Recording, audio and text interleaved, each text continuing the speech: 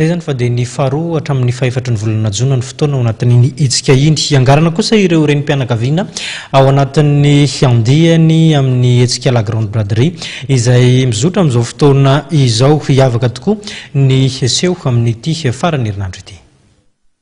Napetraka ho lara-pamiany Madavision mpikarakara letsika la grande braderie de Madagascar itsy amin'ny lapan'ny fanatanjahantena sy ny kolontsaina eny Mahamasina ny hoe manao ny tsaratsara hatrany.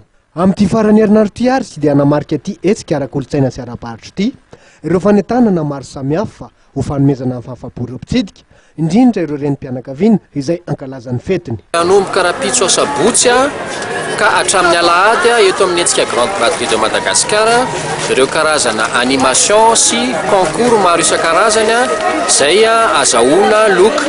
Ao anatin'io animation ataona io dia isy spécial natokana ho an'ireny ary isy loka goavana dia goavana omena mandritra an'izany. Anisany ho hitantsika amin'izany fananana concours izany ohatra ny eo amin'ny resaka loka, meilleur loka.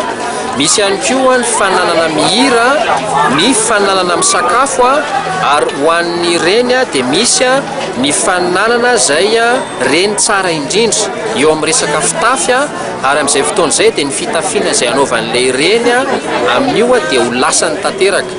Izy zareo amin'ny microcrédit Madagascar ihany koa izay mpanohana ofisialy ny hetsika grande braderie de Madagascar dia isy ny tombola goavana izay ho ataon'zareo ny alahady ka ao anatin'ny anisan'ny loka goavana amin'izany ny bon d'achat izay mitetina 4 millions d'ariary ary amin'izay fotoana izay dia ireo kojakoja na fitaovana izay ilain'ireny amin'ny andavanandro no afaka vidiana amin'io bon d'achat io. Na dia manamarika ity hetsika la grande braderie de Madagascar andiany natokana amin'ny fankalazana ny fetin'ireny ity aza ny fivoahan'ny firenena amin'ny krizy dia sika tsikaritra mandritry ny hetsika ireo sehatrasa maro samihafa ahafahan'ireo ho mpanjifa amin'ny safidy. Mbola mana 2 andro be zao ireo mpitsidika hitadiavana fanomezana ho an'ny neny etsy amin'ny lapan'ny fanatanjahantena sy ny kolontsaina etsy Mahamasina.